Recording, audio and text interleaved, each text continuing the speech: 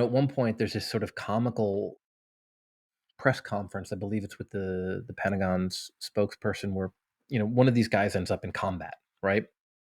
And so there's a question: Are we sending troops into combat? And the spokesperson is doing this sort of awkward dance, where saying like, "Well, no, like we're not sending troops into combat, but sometimes they end up in combat situations, right?" And by 2015, I'm at this event. There's a lot of 3 and 4 star generals in the audience. There are people from the NSC. I think Tony Blinken was there actually. And there's also about a dozen severely injured troops, right? We're talking about guys who are missing multiple limbs, guys who have experienced severe burns. And then Ambassador Rice is talking about the topic of the panel, which is, veterans issues. And she says, this is important to us as an administration. One of our proudest accomplishments is ending the wars in Iraq and Afghanistan. And somebody in the audience goes, right? And it was this bizarre moment because like, who are you kidding? Like, are you trying to kid us or yourself?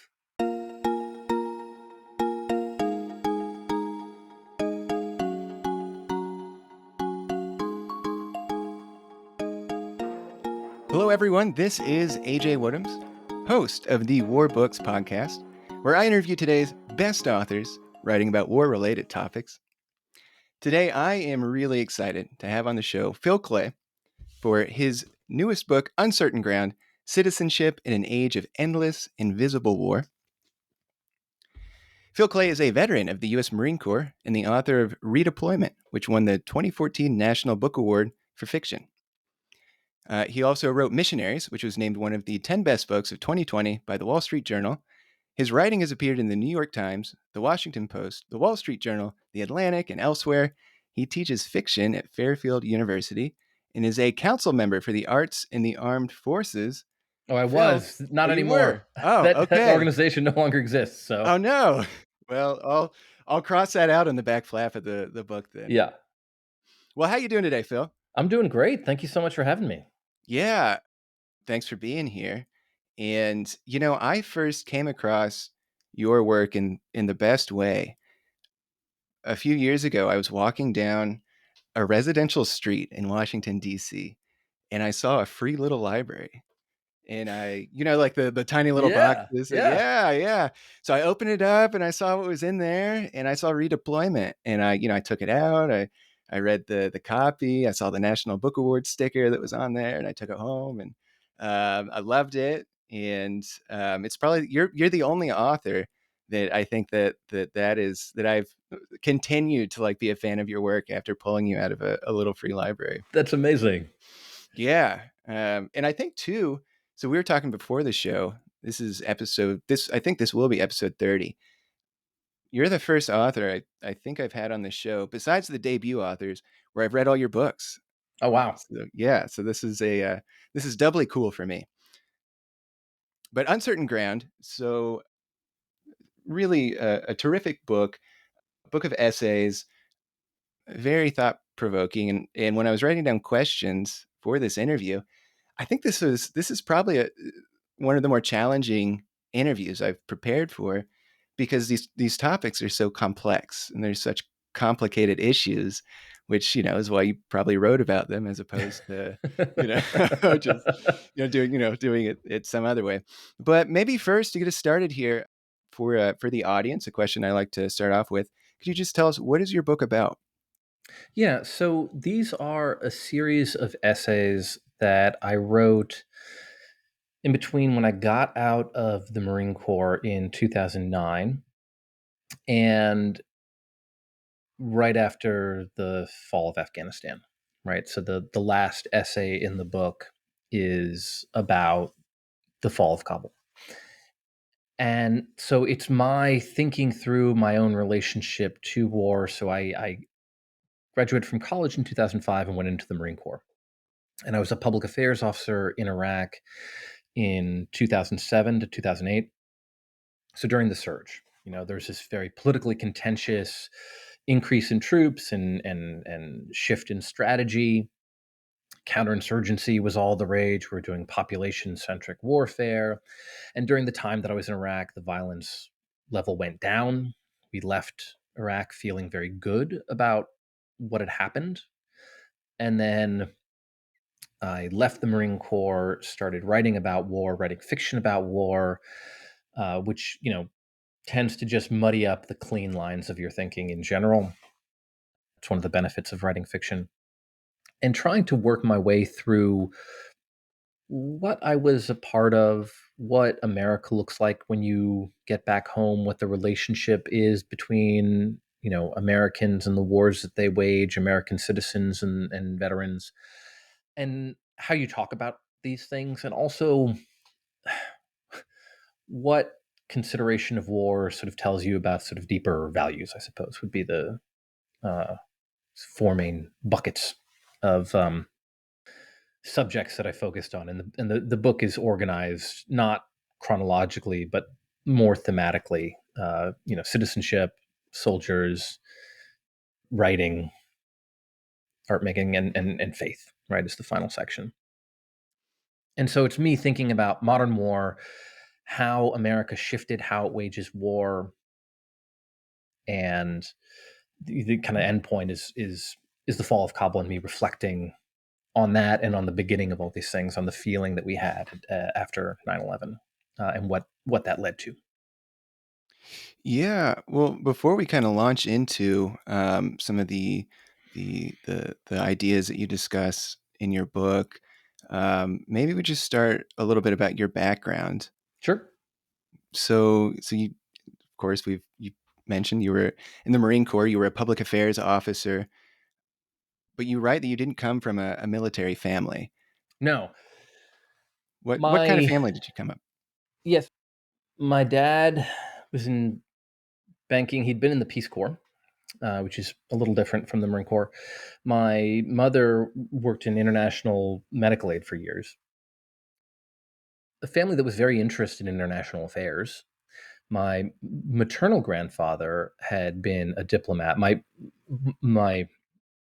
grandfather on my dad's side, he had served in World War II, so he was in the army. Never really talked about it, but I had grown up being fascinated by international affairs. I thought I was going to become a diplomat, right, when I was in high school, and I studied writing and history when I was at Dartmouth College, and then we were in two wars during that time. I went to college in September of 2001. 9/11 actually happened when I was in the woods on the Appalachian Trail.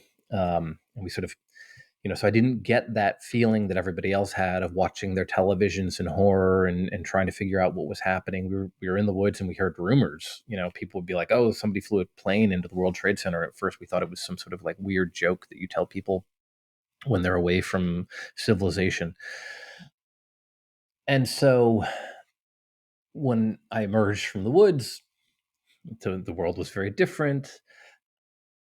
We were very rapidly at war in Afghanistan, and then soon we were gearing up for war in Iraq. One of my older brothers had already made the decision to join the Marine Corps, which probably set me off thinking about it as an option. And I ultimately decided if I wanted to serve my country, I should join the military as well. And I picked the Marine Corps because they're sexier and better than all the other services. Well, what did your parents? Your parents aren't military people. What did your family think when? I guess your brother had already gone, so I guess like that softened the blow. But what Yeah, did I they mean, they were think? surprised. I don't think they expected it from any of us, to be perfectly honest. We weren't. Well, that's not entirely true because my one of my younger brothers was very interested in the army, and he was in junior ROTC.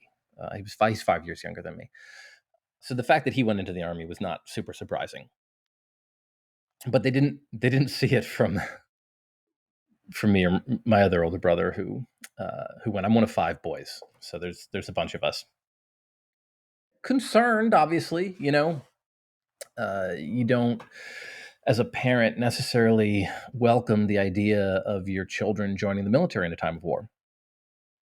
And my older brother's job ended up being a lot more dangerous than mine. I was a public affairs officer, so it wasn't It's one of the safer jobs that you could do.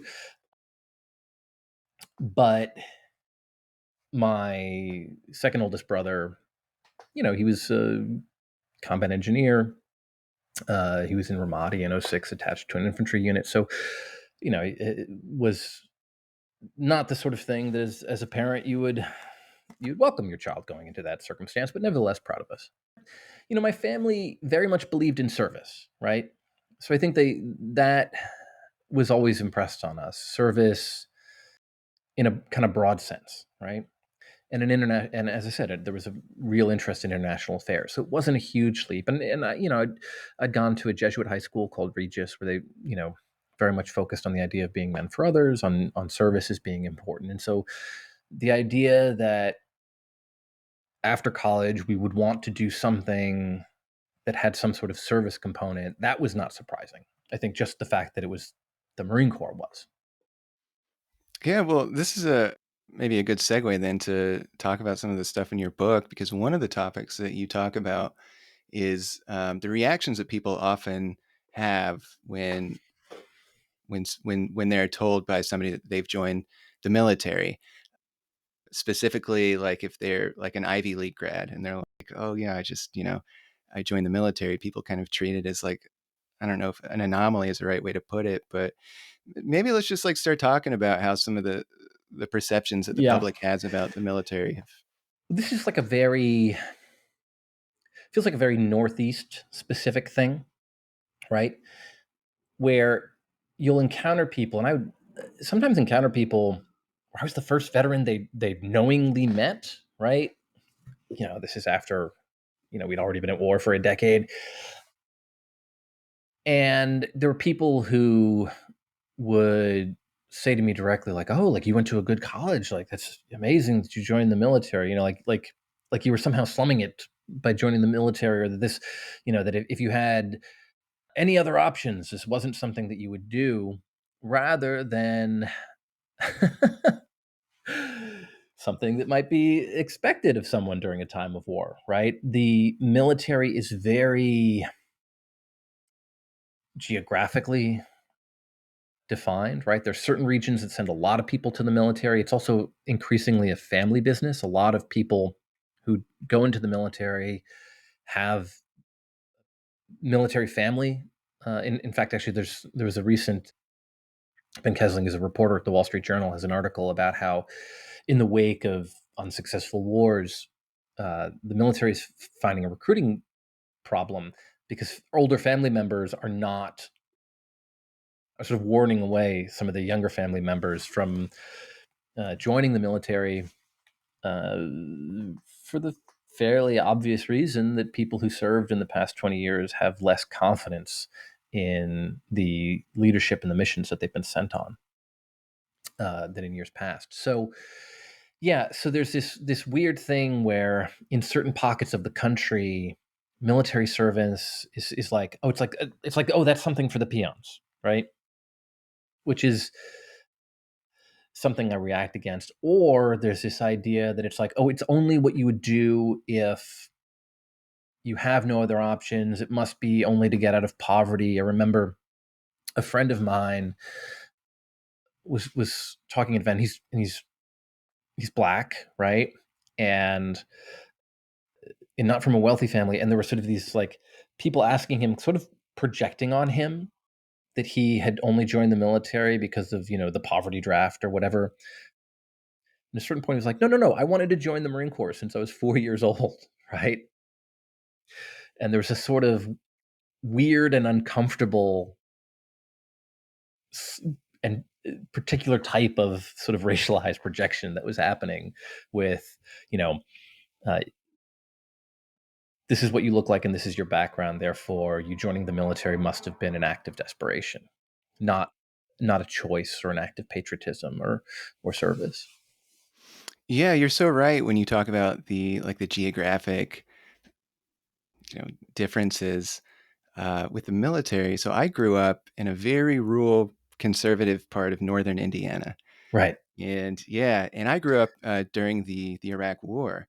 So I was born in 1992. So you're about 10 years older than me. I think you write it in your book, so I can bring it up Yeah. as you've given me permission to do. So like when I was growing up, you know, Iraq, I was 10 years old when we invaded Iraq, and in my community, to go into the military was this extremely honorable thing to do. It was very idealized, and it wasn't until later that I've lived in New York for a while, and I'm in Washington D.C. now. It wasn't until later that I kind of got hip to some of these other perceptions of what it means to join the military, and what service in the military to a lot of other people actually means. So Yeah, you're so I talk right. a lot in the book about the sort of the civil military divide and this sort of sense of alienation that some people feel, and the disconnect. And a buddy of mine, a special forces veteran who lives in a rural town in Maine, reached out to me. He's like, "I read your book," and he's like, "I liked it, but I don't know what you're talking about. Like in my town, like everybody knows somebody who served." I was like, "Yeah, in your town." Exactly. Right? Exactly. And it's just a radically different. One of these essays, people got very annoyed by one thing that I quoted a friend of mine as saying. The journalist and Iraq and Afghan vet Jacob Siegel, he admitted to me of having this kind of like instinctive recoil against men our age who didn't serve in the military, and said, "It's unfair, but I feel that. Who excused you, you know?" Or another way of putting it that would be, "Why did you think you had a choice? I know it's a volunteer army, but the volunteer army is a trick question, you know? You're supposed to say yes if you have any honor." And that's one view, right? That subsegments of the population feel. And then there's this other view, it's like the military is what you do if you're desperate, or why would you join the military, or there's something morally suspect in joining the military because look at what we've wrought, look at the suffering and devastation overseas. Not only is it not something that you ought do, but it's something that you should be judged for having done, right? If you supported the war, if you were enthusiastic, if you wanted to be a part of it, that's like a moral stain on your honor. Well, let's talk about the Iraq War. So you write at the beginning of your book with Iraq and Afghanistan and kind of these forever wars. We've stopped paying attention for the most part as a country, and I think you're right on here with this too. I mean, the 20th anniversary of Iraq just passed, and it really, there wasn't so much made about it. Hmm. But talk a little bit about why you think we've stopped paying attention to some Yeah, of these and we're and wars and we're wars. gearing up for different type of war. The military is going through a sort of doctrinal shift and acquisitions shift to prepare for peer-to-peer conflict, right? Back to what the military feels more comfortable doing, preparing for fighting, Russia or China or what have you. And but even during the wars, there was that sort of lack of attention. I remember talking with a journalist in, oh god, this must have been 2016, 2017, and he said, I just caught myself talking about Afghanistan as if the war was over, and I was just there, right? He'd like done a reporting trip like maybe like a couple months before. And so one of the things that the book talks about is this sort of shift in how we started waging the wars, right? Because they were very unpopular. But particularly, and I was writing a lot of this during the Obama presidency and right afterwards, there's, this hugely contentious troop surge in Iraq, right? Which people think of as successful, right? Certainly in the military. General John Allen once said to me, it was the closest we came to victory, right? That's how it's thought of. And then there's this idea that we're going to do what we did in Iraq and Afghanistan. And there's this sort of fight between the military and the Obama administration in the early days of the Obama presidency over the troop surge that Obama is planning. And then these troops go to Afghanistan as part of a sort of limited troop surge that is just doomed, right? I remember in 2009 being with a unit that was, getting ready for deployment to Afghanistan, and I talked to this, Lance Corporal, like a young kid, you talking like, I don't know, 19, 20, 21 years old, something like that. And how are you going to be successful in Afghanistan? And he tells me through cultural effectiveness, right? Which is obviously him just saying what he's been trained to say, because this is the idea, this is what we did in Iraq, this is what we're going to do in Afghanistan. And then that unit ends up going to Sangin, right, and just being in a tremendous amount of violence. And the cultural and political and ethnic and religious and economic forces that you're supposed to take into account and impact as a battalion commander, platoon commander, squad leader, all of those are just converging on murderous hostility to American troops. And a lot of those troops, even at the time, know as soon as we leave, this place is going right back to the Taliban, right? And so that style of attempting to win these wars is quickly going out of fashion. But there's this sort of disconnect in the American public where they they don't like the wars. They understand that they're not going very well. They understand that repeatedly promises have just totally failed to materialize, right? The Iraq War was not over in 6 weeks, or certainly not 6 months or whatever it was Donald Rumsfeld said.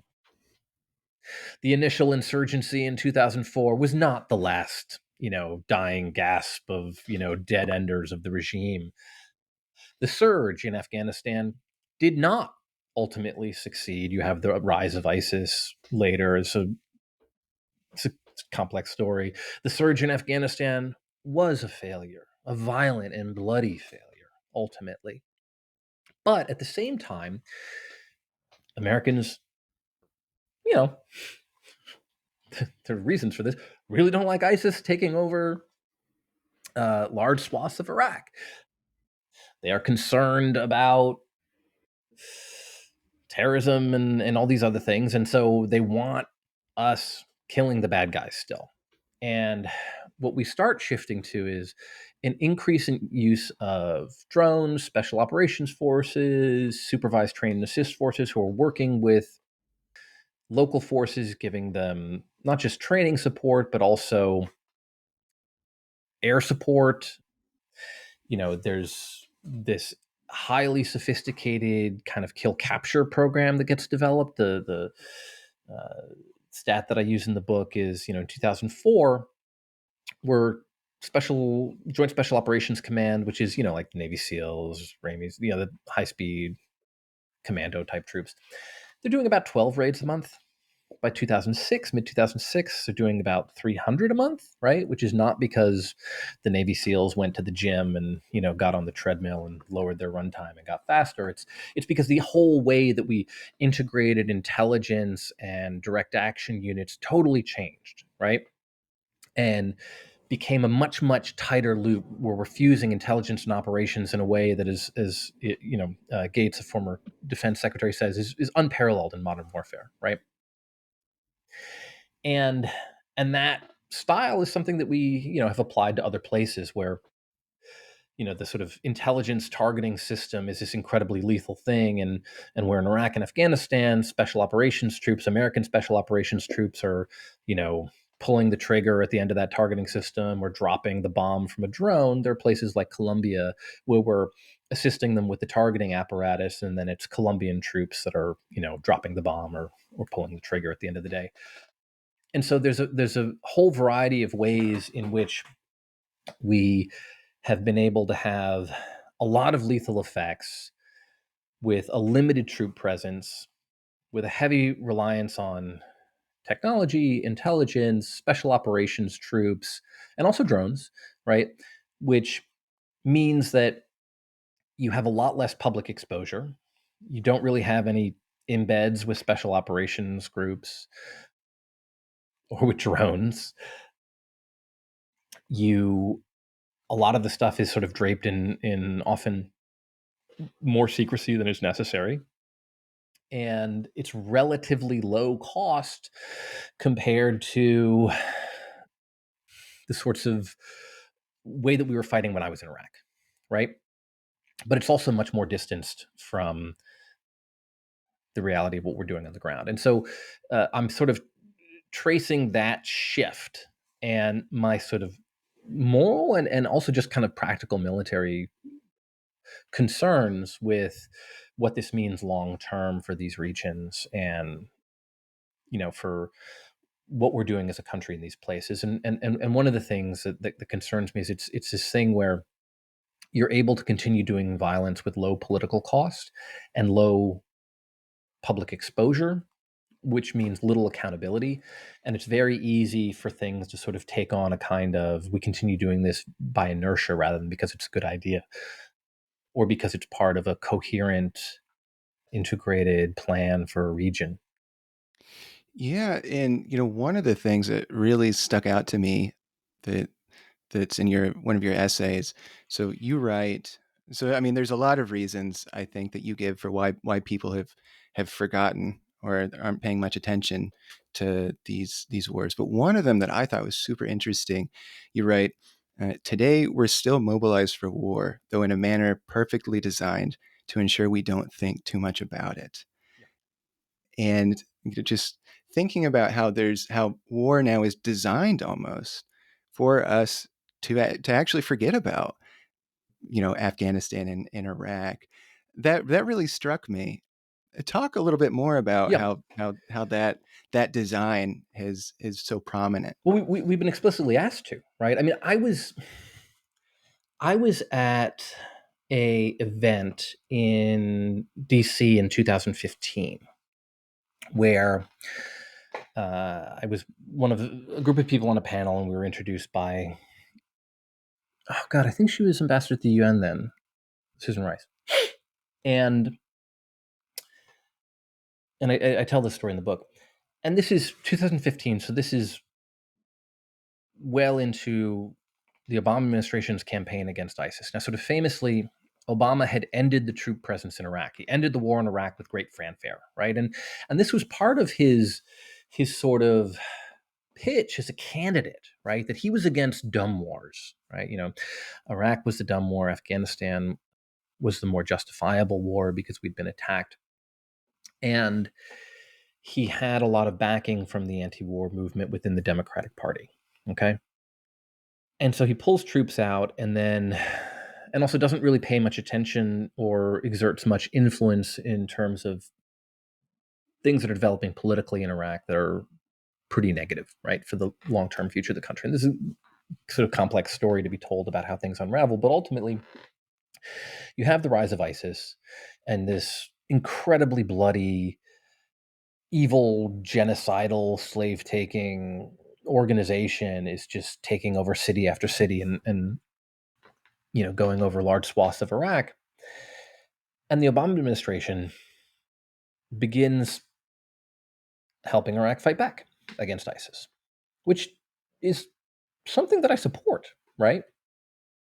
If ISIS is advancing on the Yazidi population, and it would be a good thing to drop some bombs and slow their advance and give the Peshmerga more time to move in. I'm all for it because ISIS gaining control of Yazidi population means they murder everybody except for the women who they take in slavery and rape.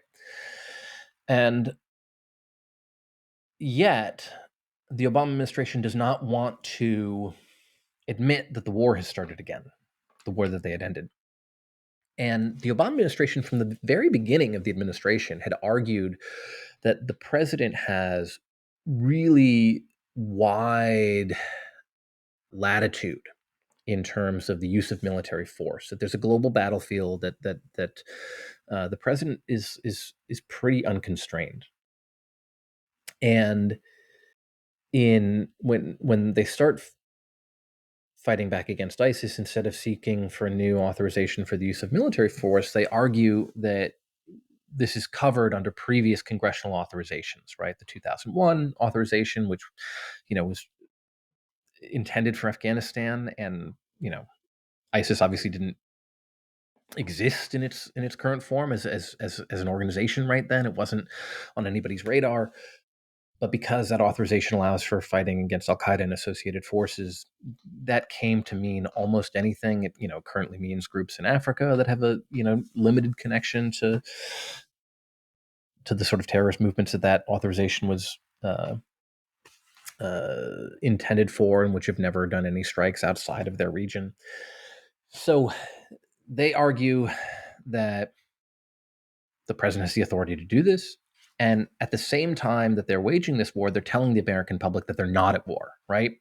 And as they start adding special operators, they're putting, American special forces, American special operators on the ground in Iraq, but they're saying, well, we're not putting boots on the ground, right? Because, I guess special operators ride around on hoverboards. And they, at one point, there's this sort of comical press conference. I believe it's with the Pentagon's spokesperson, where one of these guys ends up in combat, right? And so there's a question: are we sending troops into combat? And the spokesperson is doing this sort of awkward dance, with saying like, well, no, like we're not sending troops into combat, but sometimes they end up in combat situations, right? And by 2015, I'm at this event. There's a lot of 3 and 4 star generals in the audience. There are people from the NSC. I think Tony Blinken was there, actually. And there's also about a dozen severely injured troops, right? We're talking about guys who are missing multiple limbs, guys who have experienced severe burns. And then Ambassador Rice is talking about the topic of the panel, which is, veterans issues. And she says, this is important to us as an administration. One of our proudest accomplishments is ending the wars in Iraq and Afghanistan. And somebody in the audience goes, right? And it was this bizarre moment because, like, who are you kidding? Like, are you trying to kid us or yourself? And Obama said the same thing at a fundraiser not much later. So as we're radically amping up the amount of sort of military involvement of the United States in the war against ISIS, the Obama administration is trying to trot out this line that the wars are over. And that is, I think, politically made sense, right? You want to tell the American public the wars are over, but we're still killing the bad guys, right? Which is what Biden said when he brought troops home from Afghanistan, right? The war is over, but we retain over the horizon strike capability, right? So the war is over, but the killing will continue. And it's, I think, a very unsettling thing to have politicians realize the effectiveness of telling people that we're going to continue killing people, but you need not consider it war and you need not concern yourself with it as an American citizen.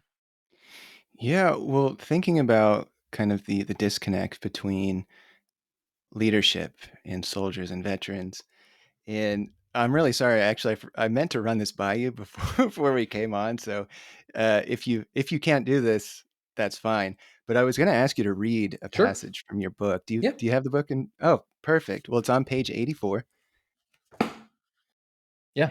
and it starts with, what is the saving idea of Iraq? Yep. Down just a little bit, and then just reading until you get to the next paragraph, which says total mobilization. Okay. So all Got the it. way down until the next section, if Sure. you wouldn't mind. Oh, thank you. Sorry for springing this on you too.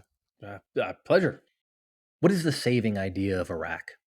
In some ways, joining the military is an act of faith in one's country, an act of faith that the country will use your life well. What your piece of a war will be, after all, is mostly a matter of chance. I have friends who joined prior to 9/11, when machine gun instructors still taught recruits to depress the trigger as long as it takes to say, die, commie, die. I have friends who joined after 9/11, expecting to fight Al Qaeda only to invade Iraq. One friend protested the Iraq War, then signed up because he felt the war was unjust and so we owed the Iraqis a humane, responsible occupation. The army sent him to Afghanistan twice.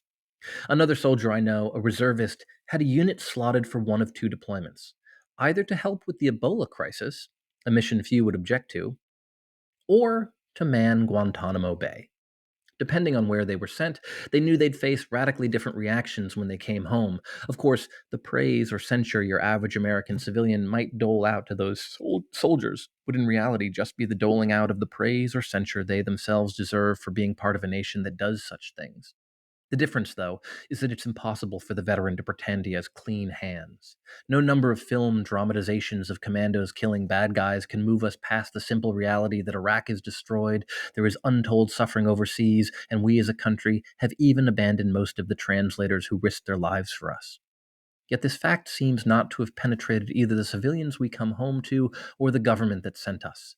How many American presidents or members of Congress have suffered from PTSD or taken their own lives rather than live any longer with the burden of having declared a war? Asked humanities professor Robert Emmett Meeker. None, of course. Yeah. Well, first of all, thank you so much for that. Talk about those paragraphs, and talk about what Iraq has revealed about us as a country and about our leadership, and the disconnect between our leaders and our soldiers. Yeah. So that is. I started off talking about that and the idea of the saving idea in relationship to an essay by Pat Hoy about Vietnam. And there's this thing that I've heard from a lot of soldiers, and you hear it from veterans of Vietnam. You hear it from veterans of our wars.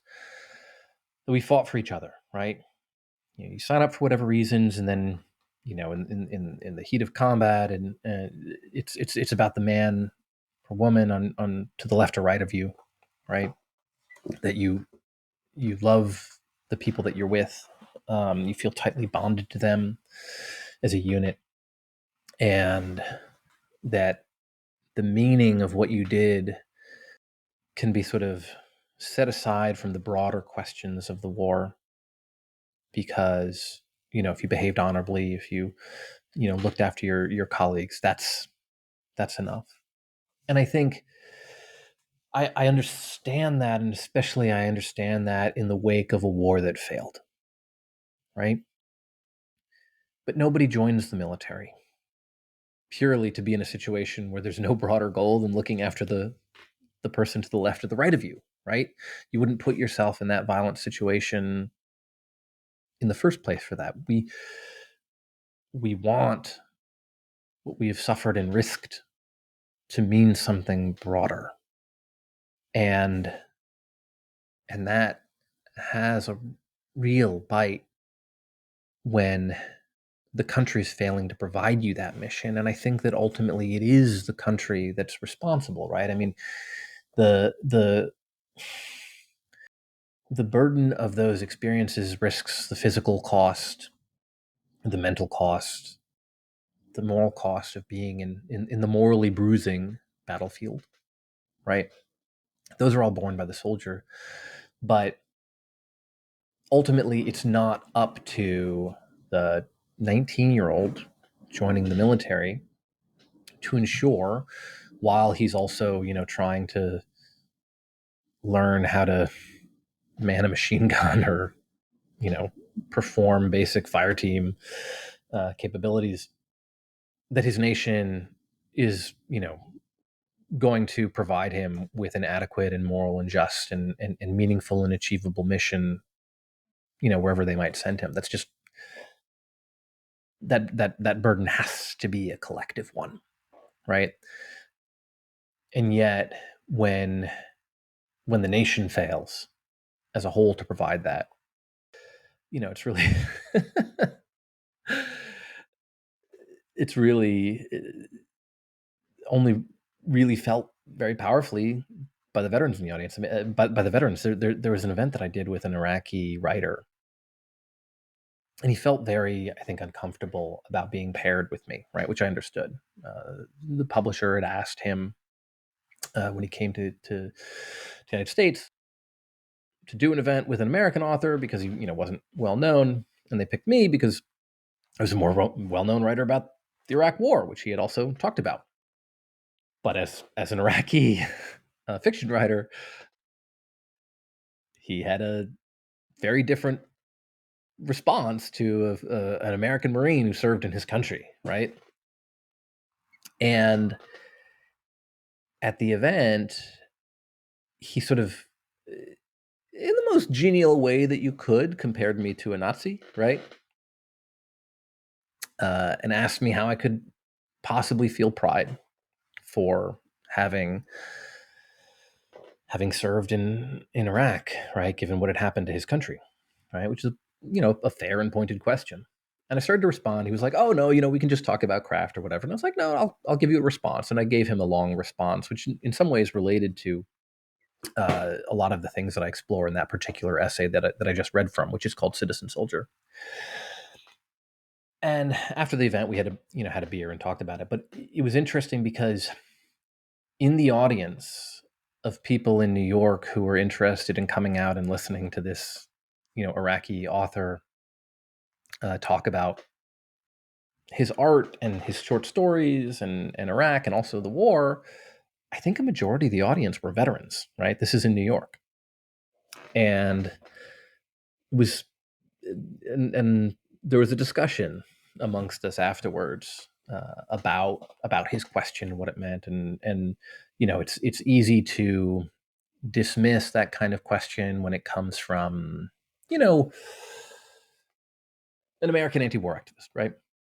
It's very different when you're facing that question from somebody like him, and yet by that point in time, it wasn't, for the most part, American anti-war activists were in the audience because they'd moved on to the next political thing in American life. Well, first off, I I don't envy you for being on stage and being compared to a Nazi. It was in the most genial way that you could Okay. possibly compare someone to a Nazi. It Okay. was Because I was going to ask how you would feel just kind of being up there and on the spot. But if it was, if it was not like, Phil, you are a Nazi, then I I I can. I sort of expected a question of that sort, and I was to glad to do it. I think it would have been, there's a weird aspect of this where it's like, go out and sell your book, and oh, here we'll connect you with an American Marine because that might help. But if you're going to do that, like, you want to say your piece, and I think it was totally fair for him to say his piece and ask that question, and I think it would have been, the event would have felt much more false if we hadn't had that discussion. Well, now you initially you were a supporter of the Iraq War. Yes. Maybe I don't know if that's. I'm not actually. I'll let you use your own words, but Hmm. and we talked a little bit about this before we went on.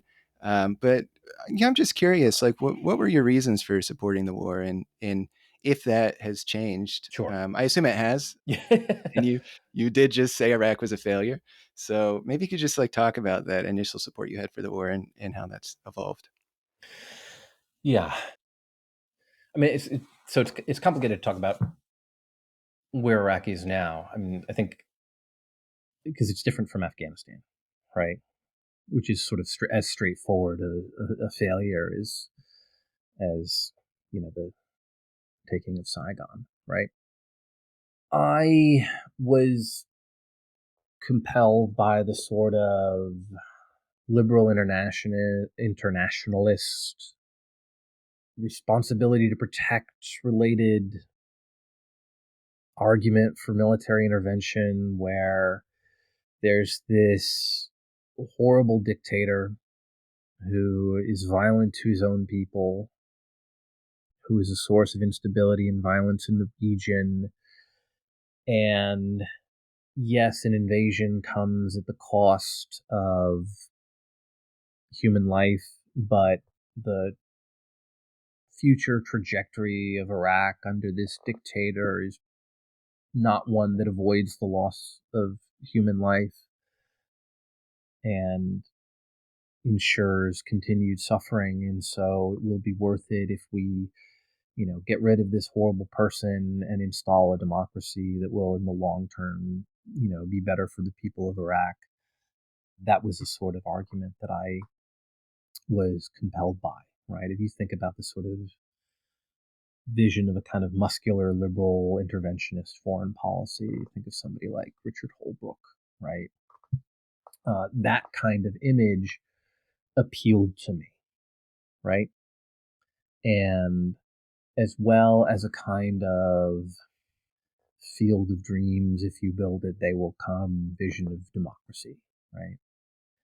And yes, it would be fair to say that I don't subscribe to that view or justification of the Iraq War.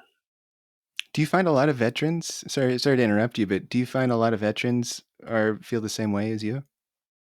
I mean, I think that a lot of veterans have a lot of cynicism about how the war was waged. It's interesting.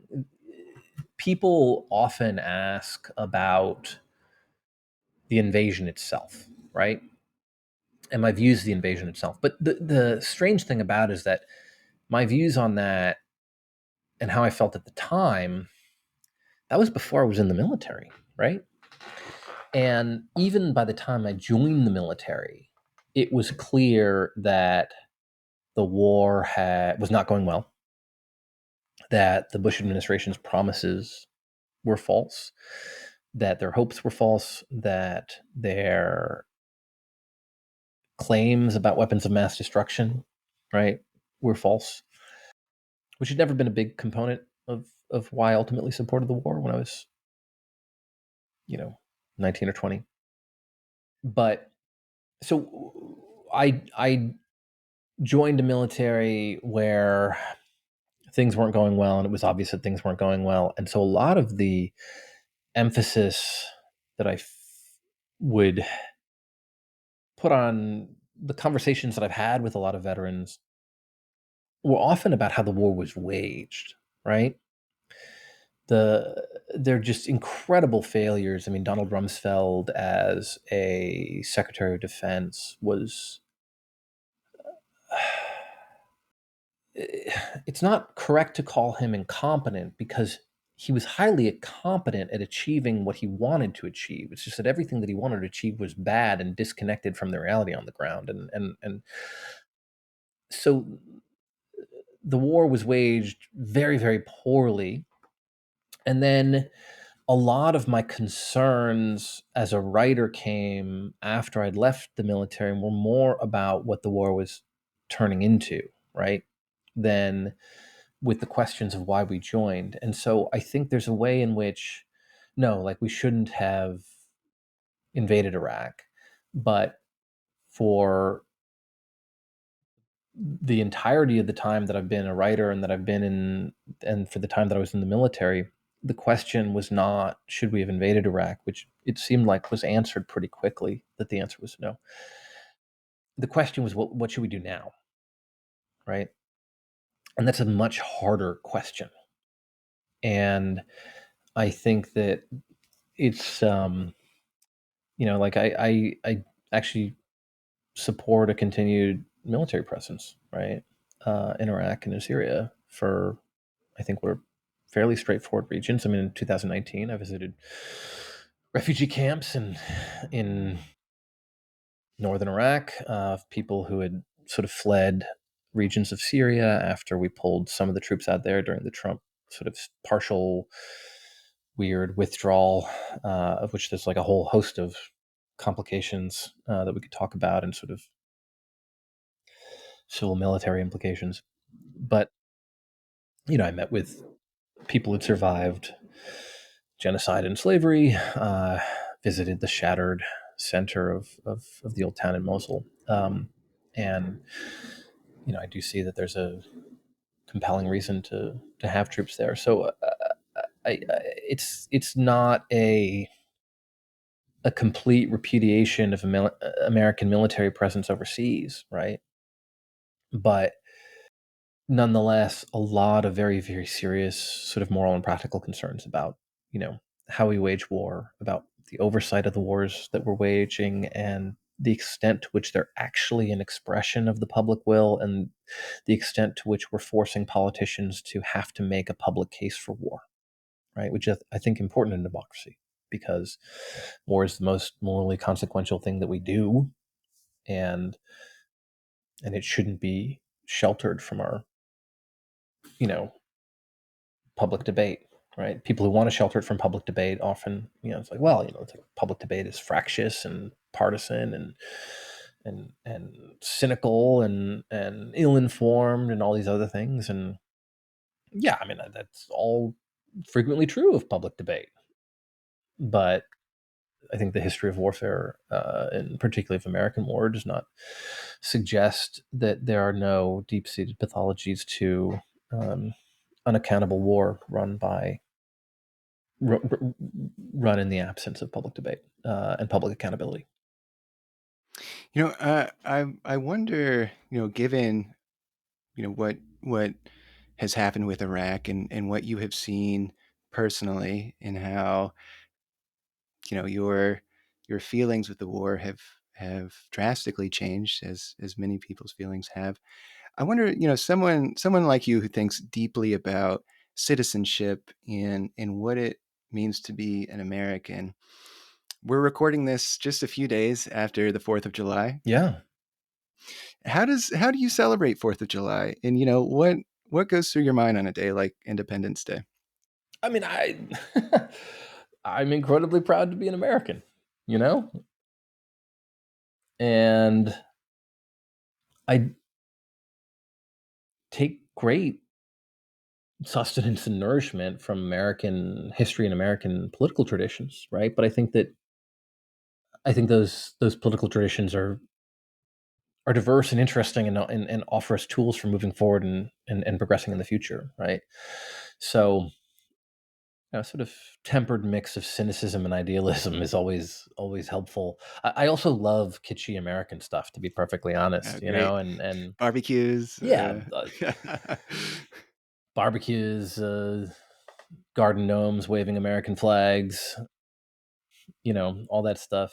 Didn't do it on the 4th of July, but because sort of in the lead up to the fourth, it's sort of an it always stinks when it's like in the middle of the week, the fourth, like you want the long weekend. But I took my kids to like a minor league baseball game, and so their team got to, my two older kids, they're 5 and 7, and their little league team got to show up at the Brooklyn Cyclones stadium. We went in advance and did some of the rides, the roller coasters at Coney Island, and then went to the Brooklyn Cyclones game. And their team got to go on the field as the national anthem was sung, and they were at second base, facing the flag. It was like a great, proud moment. And I love that kind of stuff. That's great. Well, you talk about, so the concept of citizenship in your book. You talk about it at one point. This very important to you in raising your kids. I'm also curious. You Sure, what it's Yeah. it's this thing where I think my relationship to patriotism is one of, it's this very deep responsibility and duty, right?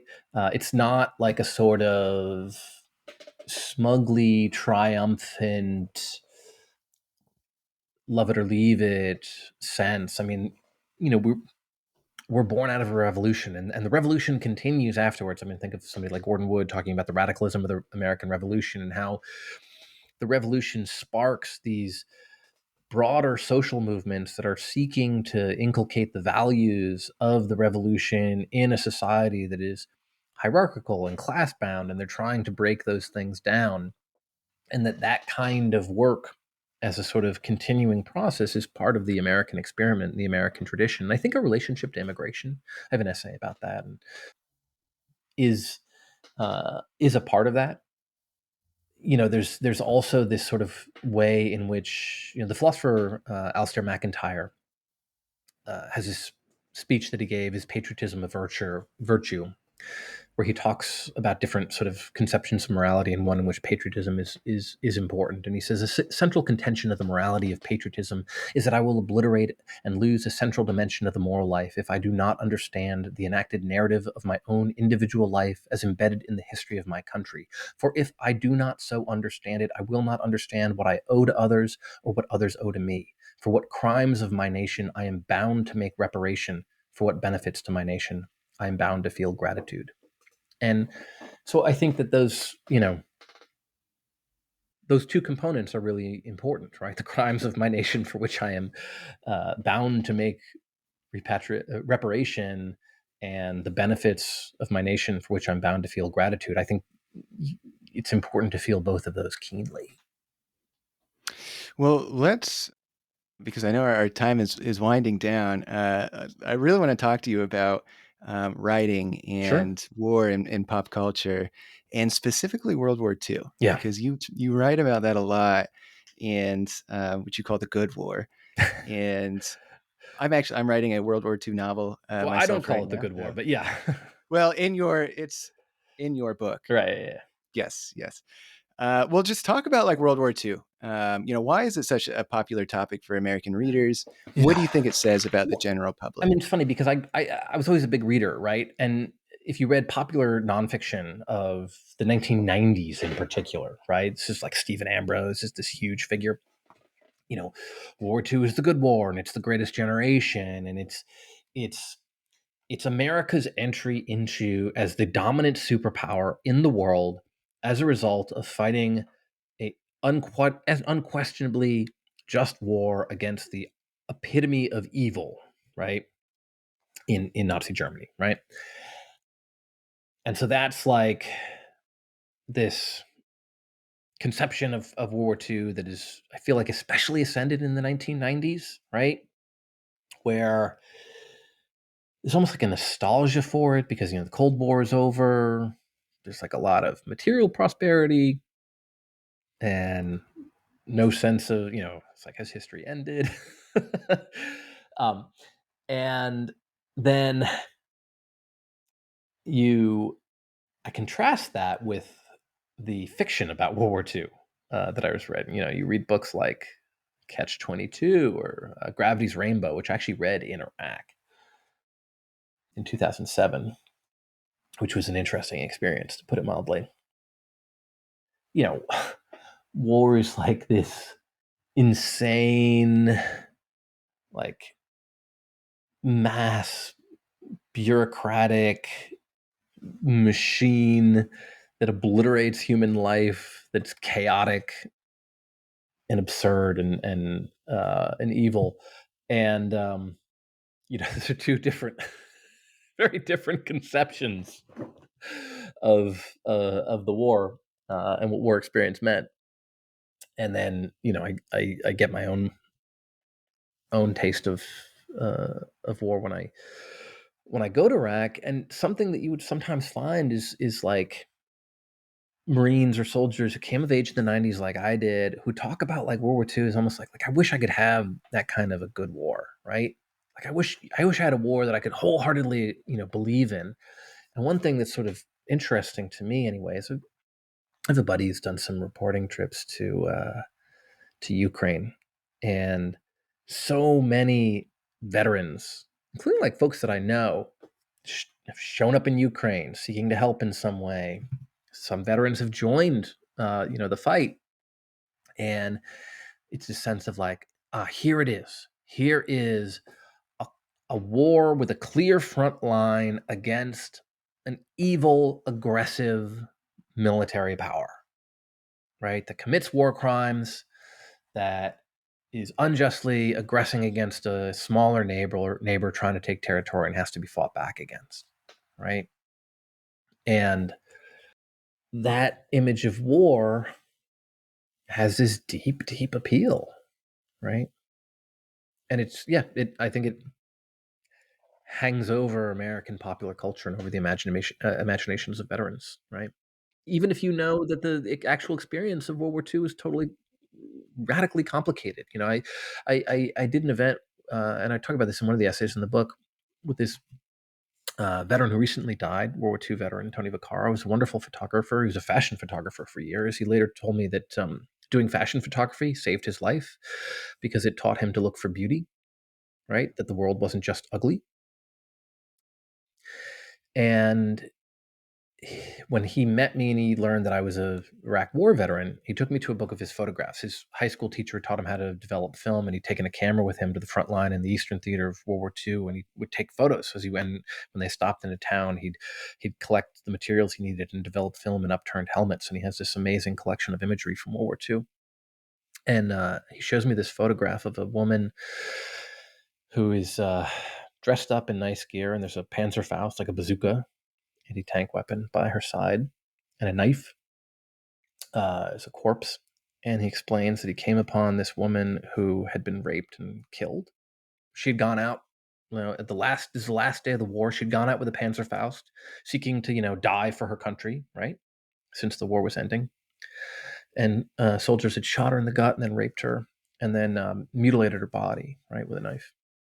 And that was the first thing that he wanted to tell me decades later, right?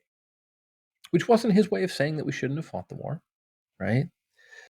But that was the memory that stayed with him when I asked him about the greatest generation. He was like, this BS, like, I met Tom Brokaw. He doesn't know what he's talking about, like, Yeah, I mean, you're right that there is no such thing as a greatest generation, or maybe I'm paraphrasing, but yeah. There's great events and then people who are thrown into them. well, Phil, this has really been a great interview, and thank you so much for joining me. My last kind of question here before we wrap up, you write towards the end of your book, you disagree with people who say war is beyond words. Why do you say that, and why is this important? Right. Well, this is a sort of trope that you'll see where people say, I could never understand what you've been through, right? Um, or on the other side, there's a sort of how many Vietnam veterans does it take to screw in a light bulb? You wouldn't know, you weren't there, right?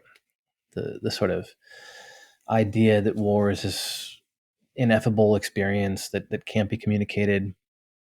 And there's a kind of understandable reason for that, but it ultimately seems to me to be a real limit on our ability to connect with other people. A friend of mine who had been in a lot of combat and did multiple tours in Iraq and Afghanistan, he once said to me, it really bothered him when people would say, I can never understand what you've been through, right? Because you've been to war. And he would say, if that's true, it means that my wife and children will never understand what I've been through, which means that I can never really truly come home, right? And I want to believe that something important can be communicated, right? And the other thing that I think is that we often don't know what we've been through or what we make of it until we try to communicate it to other people. And other people often help us understand what we've been through. Other people who haven't been through the same thing but might offer a new way of looking at ourselves and our experiences and who we are. I was having this discussion with a woman who had responded to a piece that I've written, an essay that's in the book about the experience of watching a Marine die in a combat hospital. And she was talking about the piece and how it moved her, and then starts talking to me about her history of child abuse, which was quite severe. And she's talking about it and talking about some of the emotions that I talk about in my piece and some of the emotions that she felt reflecting on her own experience. And then she says, not that I'm comparing what I've been through to what you've been through. I can never imagine what you've been through, which was a strange moment because, as I said, I was a public affairs officer. My deployment is not that hard to imagine. Imagine a lot of long hours at a plywood desk in the desert, right? And every once in a while going out on a patrol or something with an infantry unit that you're briefly attached to. Where she's talking about experiences that are hard to imagine as an adult, let alone a child. And yet she didn't think that there was no communication was possible, but rather she'd read something that I had written and felt that it articulated something that she then wanted to communicate back to me in a new way. And that to me is is the beauty of communication, the beauty to a sense of openness about experience across difference, right? That I think is really, really important, right? It's very easy. It's a temptation to sort of say, I have been through something intense. You cannot understand it. And therefore, I can pontificate about it. I can speak with moral authority about it. I can shut down your attempt to respond to it in moral or political ways because only I have the authority because I've been through it.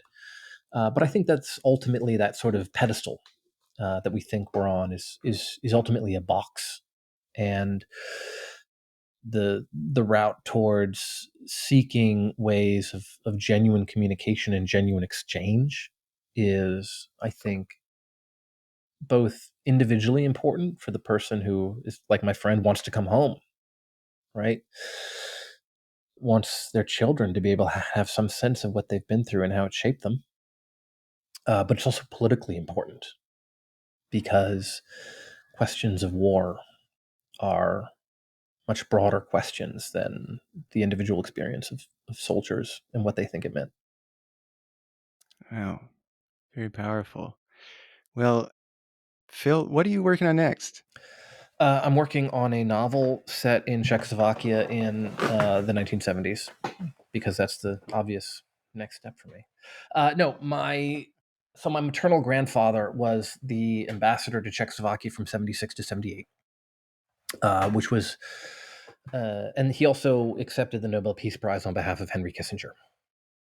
Wow. He was the ambassador to Norway when Kissinger was awarded that. And so, thinking about that time, moving from the end of the Vietnam War to representing America in the wake of that, I think, military and moral failure, to be perfectly honest, and then representing that country in Czechoslovakia at a time as the dissident movement is sort of gaining steam, and actually responding to American rhetoric about human rights, and responding to the Helsinki Final Act, and all of these sort of things that wouldn't fit into a realist worldview as being important in terms of global affairs, but end up having sort of important repercussions throughout the society that you can start to see in the late 70s.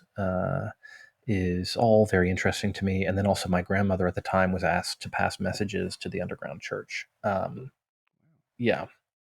So there's all sorts of, interesting What an things. interesting family you have. Yeah. So that is feels resonant with a lot of my sort of more contemporary concerns for a whole variety of reasons. And so I'm writing a novel based on all that history. Wonderful. Well, you will have a reader in me, definitely. Thank you so And much. if there is war stuff in it, I hope you will consider coming back on the War Books podcast. Yeah, yeah. Well, There will be. Yeah. Phil, if people want to follow your work, if they want to stay in touch with what you're doing, where can they? Are you on social media? Where can they stay in touch? Yeah, on social media, Phil Clyde is my handle, and I have a website. But every once in a while, I Great, write an article or something. So, perfect, wonderful. Well, Phil Klay, Uncertain Ground, a terrific book. Go buy a copy, go check it out from your library. Really, some incredible essays. And Phil, thank you again so much for your time today. thank you.